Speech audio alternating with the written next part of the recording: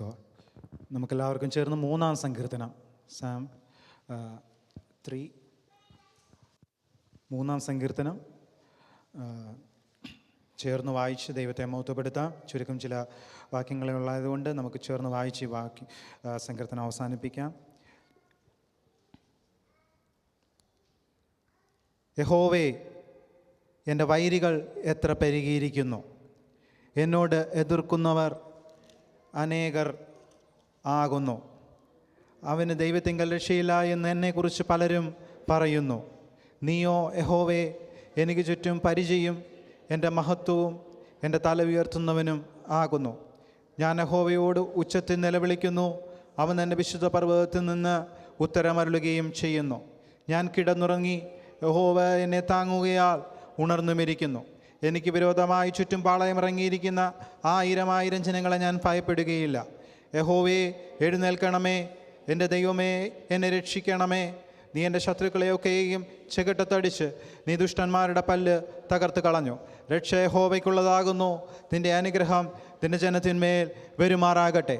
Hallelujah. ദൈവത്തിന് മഹത്വം കരയറ്റാം. Hallelujah, hallelujah, hallelujah. Praise God. എല്ലാവർക്കും ദൈവസന്നിധിയിലിരിക്കാം. ദൈവനാമത്തിന് മഹത്വം ഉണ്ടാകട്ടെ. ഈ അനുഗ്രഹീതമായ വിശുദ്ധ ആരാധനയുടെ സമയത്തിനായി ഞാൻ ദൈവത്തിന് നന്ദി കരയറ്റുന്നു.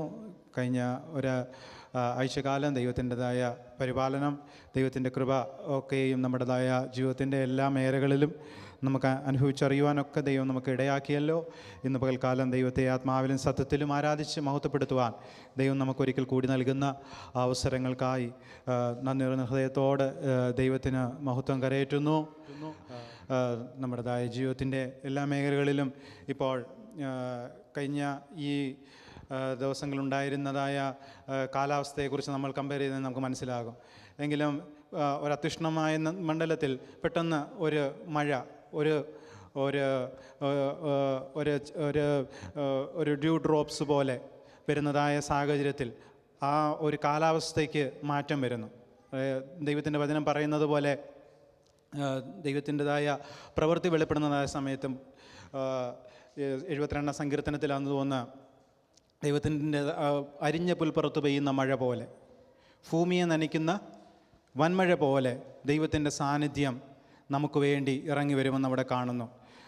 അത്യുഷ്ണത്താൽ ഇങ്ങനെ ഉണങ്ങിയതായ വരണ്ടതായ അവസ്ഥകളിൽ നമുക്ക് ഒരു മഴ പെയ്യുമ്പോൾ ഉണ്ടാകുന്നതായ ആ ഒരു കുളിർമ, അതേപോലെ തന്നെ നമ്മുടെ ജീവിതത്തിൽ ഉണങ്ങി വരേണ്ടതായ അവസ്ഥകളിൽ ദൈവത്തിൻ്റെതായ വിസിറ്റേഷൻ, നമ്മുടെ ജീവിതത്തിൽ ദൈവത്തിൻ്റെതായ സാന്നിധ്യം, ദൈവത്തിൻ്റെ കൃപ നമ്മൾ അനുഭവിച്ചറിയുമ്പോൾ നമ്മുടെ ജീവിതത്തിൽ ഉണ്ടാകുന്ന ഒരു കഴുകനെ പോലെ നമ്മുടെ ജീവിതത്തിൽ ഉണ്ടാകുന്ന ഒരു പുതുകി വരുന്നതായ അവസ്ഥ, ആ ദൈവത്തിൻ്റെതായ ശ്രേഷ്ഠത, ദൈവകൃപയുടേതായ ശ്രേഷ്ഠത നമ്മൾ ആരാധനയിലൊക്കെ അനുഭവിച്ചറിയുവാൻ ദൈവം നമുക്ക് കൃപ തന്നല്ലോ. ദൈവം നമ്മളെ സഹായിച്ചതിനെയാർത്ത് ദൈവത്തെ സ്തുതിക്കുന്നു.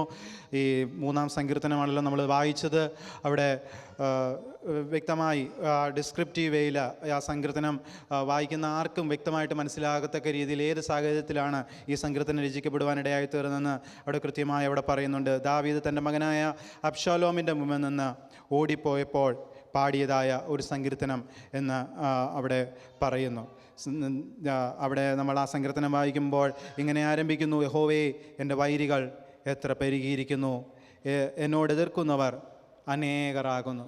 പല വിധത്തിൽ പലരാലും ബാധിക്കപ്പെട്ടവനെ, പലരാൽ വെല്ലുവിളിക്കപ്പെട്ട ഒരവസ്ഥയിൽ പല വൈരികൾ അധികം വർദ്ധിച്ചതായ ഒരു സാഹചര്യത്തിലൂടെ ദാവീദിന് കടന്നു പോകേണ്ടതായ സാഹചര്യത്തിൽ ഈ സങ്കീർത്തനം രചിക്കുവാനിടയായല്ലോ.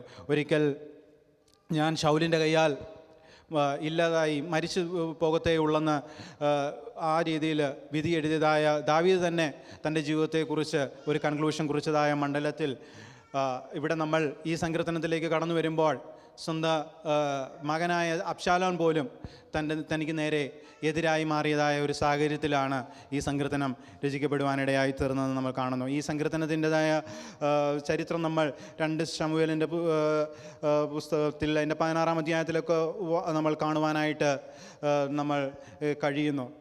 അവിടെ അബ്ശാലോമിനെ പേടിച്ച് ഓടിപ്പോയതായ സാഹചര്യത്തിൽ തന്നെ കാണുന്നവർ പോലും തനിക്കെതിരെ ശാപവാക്കുകളുമായിട്ട് മുന്നോട്ട് വരുന്നതായിട്ട് അവിടെ നമ്മൾ കാണുന്നു. അതിന് 2 ശമൂവേൽ അതിൻ്റെ 16-ാം അധ്യായം അതിൻ്റെ 11-ാം വാക്യത്തിൽ പ്രകാരം പറയുന്നു, പിന്നെ ദാവീദ് അബീശായിയോടും തൻ്റെ സകല ഭൃത്യന്മാരോടും പറഞ്ഞത്, എൻ്റെ ഉദരത്തു നിന്ന് പുറപ്പെട്ട മകൻ എനിക്ക് പ്രാണഹാനി വരുത്തുവാൻ നോക്കുന്നുവെങ്കിൽ ഈ ബെന്യാമീനൻ ചെയ്യുന്നത് ആശ്ചര്യമോ?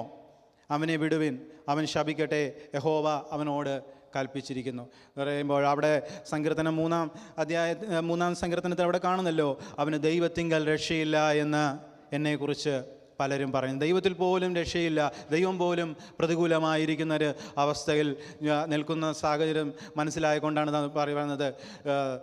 എൻ്റെ മോൻ പോലും എനിക്ക് നേരെ കുതികാലുയർത്തുന്നതായ സന്ദർഭത്തിൽ അന്നേരം ആരൊക്കെ വേണമെങ്കിലും എനിക്ക് വിപരീതമായി ആ ഒരു സാഹചര്യത്തിൽ നിൽക്കുവാൻ സാധിക്കും. അവൻ ശപിക്കട്ടെ, കാര്യം ദൈവം പോലും എനിക്ക് വിരോധമായിരിക്കുന്നതായ.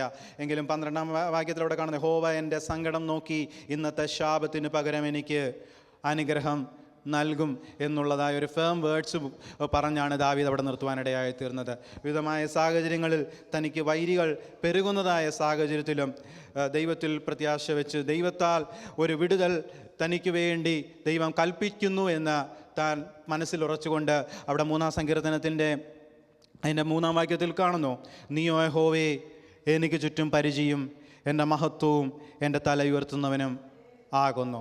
ഏത് സാഹചര്യത്തിൽ ഏത് വൈരിയുടേതായ വെല്ലുവിളികളാൽ നിറയപ്പെട്ടതായ സാഹചര്യത്തിൽ നമ്മുടെ ജീവിതത്തിൽ നമ്മളെക്കുറിച്ച് വൈരികളെന്ന് പറയുമ്പോൾ നമുക്ക് എതിരെ ഉയരുന്ന മാനുഷികമായ കരങ്ങളല്ലായിരിക്കാം, ചിലപ്പോൾ മാനുഷികമായ വാക്കുകൾ അല്ലായിരിക്കാം, ചിലപ്പോൾ നമ്മുടെ ജീവിതത്തിൽ തന്നെ പല രീതിയിൽ നമ്മുടേതായ ചിന്താകുലങ്ങളാൽ ബാറ്റിൽ ചെയ്യുന്നതായ അവസ്ഥകൾ നമ്മുടെ ജീവിതത്തിൽ നേരിടാറുണ്ട്. പല വൈരികൾ പലപ്പോഴും നമ്മുടേതായ ആ ചിന്താകുലങ്ങൾ നമ്മളെ ഭരിക്കുന്നതായ സമയത്ത് നമ്മുടേതായ കോൺഫിഡൻസ്, ദൈവത്തിലുള്ള പ്രത്യാശ പോലും നഷ്ടപ്പെട്ട് നമ്മൾ വ്യതിചലിച്ചു പോകുന്നത് അല്ലെങ്കിൽ നമ്മൾ കുലുങ്ങിപ്പോകുന്നതായ അവസ്ഥകളിൽ വൈരികളുടേതായ മധ്യത്തിൽ അവിടെ വ്യക്തമായി ദാവീദ് പറയുന്നു, ദൈവം എനിക്ക് ചുറ്റും പരിചയമാകുന്നു, എൻ്റെ മഹത്വമാകുന്നു, എൻ്റെ തലയെ ഉയർത്തുന്നതാണ്. ഒന്ന് നമ്മൾ മനസ്സിലാക്കുക, നമ്മുടേതായ ജീവിത സാഹചര്യങ്ങളിൽ നമുക്ക് നേരെ ഉയർന്നു വരുന്നതായ പ്രതികൂലങ്ങൾ, വെല്ലുവിളികൾ,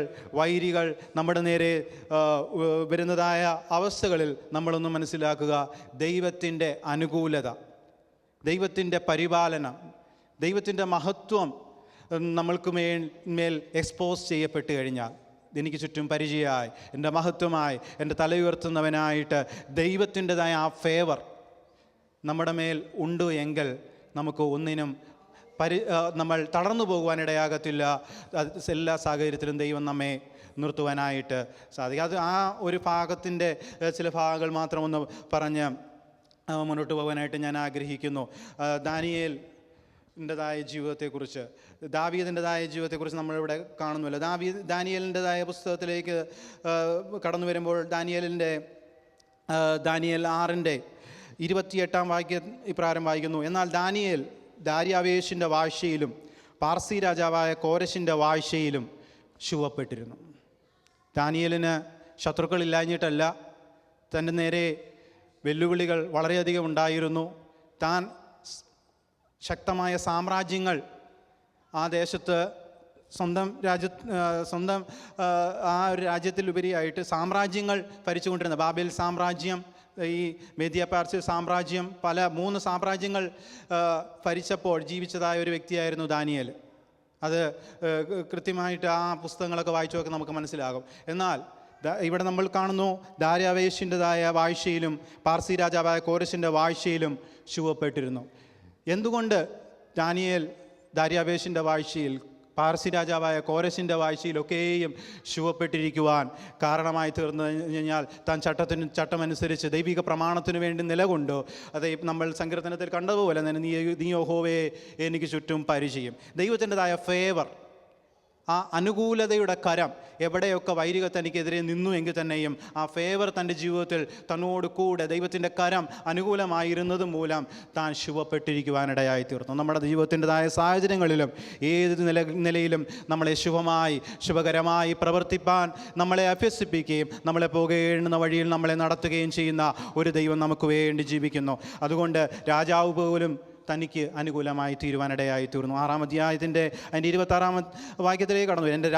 എൻ്റെ രാജാധിപത്യത്തിൽ ഉൾപ്പെട്ട ഏവരും ദാനിയേലിൻ്റെ ദൈവത്തിൻ്റെ മുമ്പാകെ ഭയഭക്തിയോടിരിക്കണമെന്ന് ഞാനൊരു തീർപ്പ് കൽപ്പിക്കുന്നു. അവൻ ജീവനുള്ള ദൈവവും എന്നേക്ക് നിലനിൽക്കുന്നവനും അവൻ്റെ രാജ്യത്വം നശിച്ചു പോകാത്തതും അവൻ്റെ ആധിപത്യം അവസാനം വരാത്ത. ഒരു രാജാവ് പോലും ദൈവത്തിൻ്റെ നാമത്തെക്കുറിച്ച് ഇങ്ങനെ പറയണമെങ്കിൽ ആ ദൈവ മനുഷ്യൻ്റെതായ പ്രാർത്ഥന, തൻ്റെതായ തീരുമാനം എത്രമാത്രം വൈരികളുടെ മധ്യേ സിംഹക്കൂട്ടിൽ വീഴുവാൻ പോകുന്ന സാഹചര്യമല്ല, വീഴ്ത്തപ്പെട്ട സാഹചര്യത്തിലും അതിൻ്റെ മധ്യത്തിൽ നിന്ന് ഉയർന്നു വരുവാൻ കഴിയത്തക്ക രീതിയിലുള്ള ഒരു ദൈവപ്രവൃത്തിക്ക് വേണ്ടി താൻ നിലകൊള്ളുവാനിടയായി തീർന്നു. തൻ്റെ പ്രാർത്ഥനയുടെ ബലം അത്രമാത്രം ആ ദൈവകൃപയാൽ താൻ ഭരിക്കപ്പെട്ടു എന്ന് നമ്മൾ മനസ്സിലാകുക. ഇപ്രകാരം വൈരികൾ പെരുകുന്നതായ സമയങ്ങളിൽ നമ്മുടെ പ്രതികൂലങ്ങൾ ഉയരുന്ന സമയത്തും ദൈവത്തിൻ്റെ ഫേവർ നമ്മുടെ മേലുണ്ടോ എന്നുള്ളതായ മാത്രം കാര്യം നാം ഓർക്കുക. അത് നമ്മുടെ മേലുണ്ട് എങ്കിൽ അരിഞ്ഞ നാം പറഞ്ഞു തുടങ്ങിയല്ലോ, അരിഞ്ഞു പുൽപ്പുറത്ത് പെയ്യുന്ന മഴ പോലെ, ഭൂമിയെ നനയ്ക്കുന്ന വൻമഴ പോലെ ദൈവത്തിൻ്റെതായ പ്രവൃത്തി, ദൈവത്തിൻ്റെതായ വിസിറ്റേഷൻ നമുക്ക് വേണ്ടി വെളിപ്പെട്ട് വരും എന്ന് നമ്മൾ മനസ്സിലാക്കുക. തുടർന്ന് നമ്മൾ ഭക്തന്മാരെ കുറിച്ച് നോക്കുമ്പോൾ യോസേഫിൻ്റെ ജീവിതത്തിനെ കുറിച്ചൊക്കെ നമ്മൾ ഉൽപ്പത്തി പുസ്തകം 39-ാം അധ്യായം അതിൻ്റെ 2-ാം വാക്യത്തിൽ പ്രകാരം വായിക്കുന്നത്, യഹോവ യോസേഫിനോട് കൂടെ ഉണ്ടായിരുന്നത് കൊണ്ട് അവൻ കൃതാർത്ഥനായി. മിസ്രൈമിനായ യജമാനൻ്റെ വീട്ടിൽ അവൻ പാർത്തു. ഏത് ശത്രുവിൻ്റെതായ കോട്ടയിലും വസിച്ചു കഴിഞ്ഞാലും ദൈവത്തിൻ്റെതായ മക്കൾക്ക്, ദൈവത്തിൽ വിശ്വാസമുള്ളവർക്ക് കൃതാർത്ഥരായി ജീവിക്കുവാൻ സാധിക്കും. ദൈവം യോസേഫിനെ ഉയർത്തുവാനിടയായി തോന്നുന്നു. കൃതാർത്ഥമായി വസിക്കുവാൻ ദൈവത്തിൻ്റെതായ ആ ഫേവർ തൻ്റെ ജീവിതത്തിലുടനീളം, യോസേഫിൻ്റെ ജീവിതത്തിലുടനീളം വസിച്ചുകൊണ്ട് തന്നെ ദൈവം എത്തേണ്ടിടത്ത് ദൈവം ഡയറക്റ്റ് ചെയ്യുവാനിടയായി തീർന്നു. അതിൻ്റെതായ നിലകളിൽ തനിക്ക് മുന്നോട്ട് പോകുവാൻ ഇടയായി തീർന്നു. അങ്ങനെ നമ്മൾ സങ്കീർത്തനത്തിലേക്ക് മടങ്ങി വരുന്നത് ദാവീദിൻ്റെ ജീവിതം മാത്രം എടുത്തു നോക്കിക്കഴിഞ്ഞാൽ നമുക്ക് കാണുവാൻ സാധിക്കും. 2 ശമൂവേലിൻ്റെ പുസ്തകം അതിൻ്റെ 5-ാം അധ്യായത്തിൻ്റെ 10-ാം വാക്യം വായിക്കുന്നു, സൈന്യങ്ങളുടെ ദൈവമായ യഹോവ തന്നോടുകൂടെ ഉണ്ടായിരുന്നത് കൊണ്ട് ദാവീദ് മേൽക്കുമേൽ പ്രബലനായി തീർന്നു. നമ്മുടെ മേൽ നമ്മൾ പ്രബലരായിത്തീരുന്നത് നമുക്കുള്ളതായ റെക്കമെൻഡേഷൻസോ മറ്റ് ഒരു അനുകൂല്യമായ അല്ലെങ്കിൽ അഭിവാജ്യമായ അങ്ങനെയുള്ള ഒരു ഘടകങ്ങളുമല്ല. യഹോവയുടേതായ ദൈവത്തിൻ്റെതായ സാന്നിധ്യം നമ്മുടെ വലം കൈക്ക് പിടിച്ച് നമ്മളെ വഴി നടത്തുവാനായിട്ടുണ്ടെങ്കിൽ നാം തീർച്ചയായും അതുകൊണ്ടാണല്ലോ നമ്മൾ വൈരികൾ വന്നാലും എതിരുകൾ വന്നാലും ദൈവത്തിൻ്റെ കൃപയിൽ ആശ്രയിച്ച് നാം മുന്നോട്ട് പോകുന്നുവെങ്കിൽ നമ്മൾ പ്രബലത്വം പ്രാപിക്കും, നാം കൃതാർത്ഥരായിത്തീരും. ദൈവം നമ്മളെ നിർത്തും. ഏത് സാഹചര്യത്തിലും നമ്മളെ പതറാതെ ദൈവം നിർത്തുമെന്ന് നമ്മൾ മനസ്സിലാക്കുക.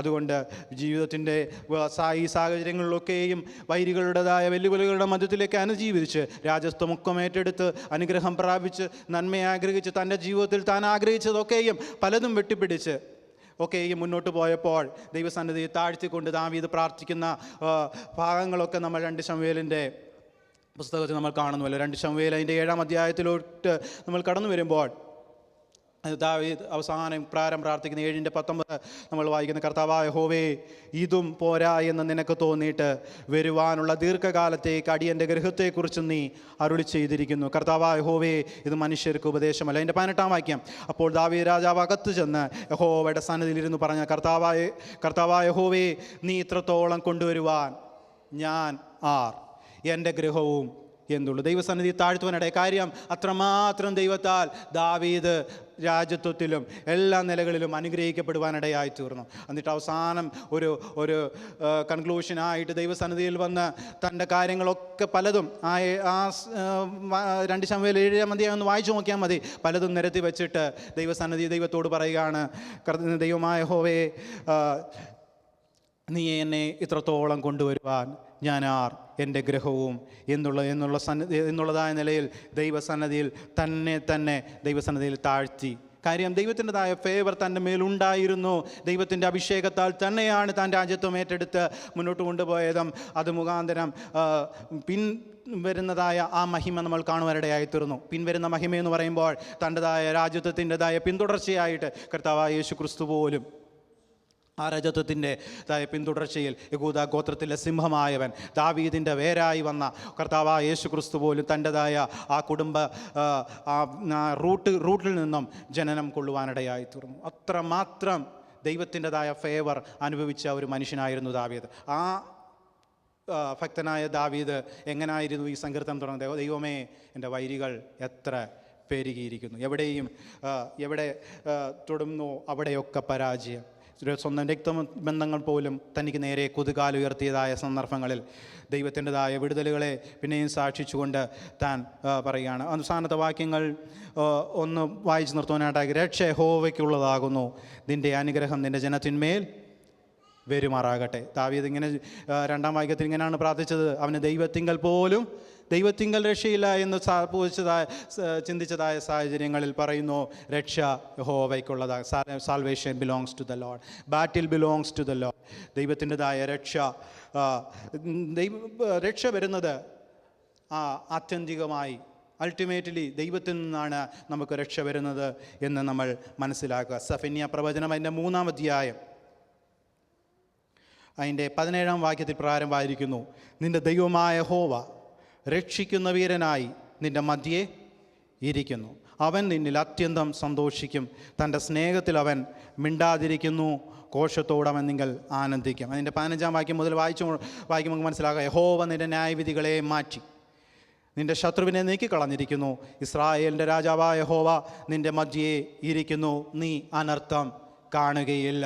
ദൈവം നമ്മുടെ മധ്യേ ഇരിക്കുന്നുവെങ്കിൽ, ദൈവം നമുക്ക് മീതെ സൈന്യാധിപനായിട്ട് ദൈവം നമുക്ക് മീതെ വാഴുന്നുവെങ്കിൽ, യഹോവ വാഴുന്നു, ജാതികൾ വിറയ്ക്കട്ടെ, അവൻ കെരൂബുകളുടെ മീതെ വസിക്കുന്നു. ദൈവം നമുക്ക് വേണ്ടി വാഴുന്നുവെങ്കിൽ, നമ്മുടെ ജീവിതത്തിൽ നമ്മുടേതായ ജീവിതത്തിൻ്റെ കർത്തൃത്വം ഏറ്റെടുത്ത് ദൈവം നമ്മളെ ഭരിച്ച് വഴി നടത്തുന്നുവെങ്കിൽ, ജാതികൾ വിറയ്ക്കും. നമുക്ക് മീതെ നിൽക്കുന്നതായ സകല വൈരികളും നമുക്ക് മുൻപിൽ നിലം പരിചായി തീരുവാനിടയായി തീർന്നു. ആ ദൈവത്തിൻ്റെതായ വിടുതലുകൾ, ആ ദൈവത്തിൻ്റെ ഫേവർ ദാര്യാവേശിൻ്റെ കാലയളവിലോ കോരശിൻ്റെ കാലയളവിലും ഒക്കെയും ദാനിയേൽ കൃതാർത്ഥനായിരുന്നു. എങ്ങനെ കൃതാർത്ഥനായി തീർന്നു? ദൈവത്തിൻ്റെതായ പ്രമാണത്തെ മുറുകെ പിടിച്ചു, ദൈവകൃപയിൽ ആശ്രയിച്ചു. മുൻവരുന്നത് പോലെ യെരൂശലേമിൻ്റെ വാതിലുകൾ തുറന്നു വിട്ട് പ്രാർത്ഥിക്കുന്നതായ ആ സ്വഭാവത്തിൽ തന്നെ ദാനിയേൽ തുടർന്നത് വന്നതും മൂലം ദാവീദിൻ്റെതായ ജീവിതത്തിൽ നമ്മൾ കാണുവാനിടയായി തീർന്നു. ഞാൻ ജോസഫിൻ്റെ ജീവിതം ജസ്റ്റ് ഒന്ന് ടച്ച് ചെയ്തു. കാര്യം ഏത് രീതിയിലും നമ്മൾ ഏത് പ്രയാസത്തിൽ കൂടി കടന്നു പോകുന്നില്ല, ദൈവത്തിൻ്റെതായ അനുകൂലതയുടെ കരം, ദൈവത്തിൻ്റെതായ പ്രവൃത്തിയിൽ നമ്മൾ ആശ്രയിച്ച് ദൈവത്തിൻ്റെ ഫേവറിൽ നമ്മൾ ചാരി നമ്മൾ മുന്നോട്ട് പോകുന്നുവെങ്കിൽ ദൈവം നമ്മളെ നിലനിർത്തും. നമ്മെ ജയോത്സവമായി വഴി നടത്തുന്ന ഒരു ദൈവം ഇന്നും നമുക്ക് വേണ്ടി ജീവിക്കുന്നു. ആ ദൈവകൃപയ്ക്കായി നന്ദി ഹൃദയത്തോട് ദൈവത്തെ സ്തുതിക്കുന്നു. ഈ വചനങ്ങൾ ദൈവം നമ്മളെ അനുഗ്രഹിക്കുമാറാകട്ടെ. സമയം അനുവദിച്ച ദൈവസഭയോട് ദൈവദാസനോട് നന്ദി അറിയിക്കുന്നു.